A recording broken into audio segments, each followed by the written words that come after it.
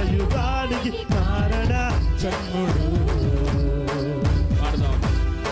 సర్వ సృష్టికి కారణ భూతుడు.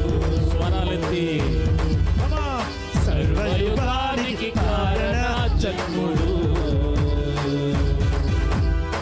సర్వ సృష్టికి కారణ భూతుడు. తనయుడు సశరీరుడై ప్రత్యక్షమయ్యను, సర్వాధిపతి అయిన దైవతనయుడు.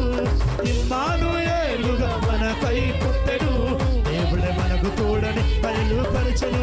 ఇమ్మానుయేలుగా మనకై పుట్టెను, దేవుడే మనకు తోడని బయలుపరచెను.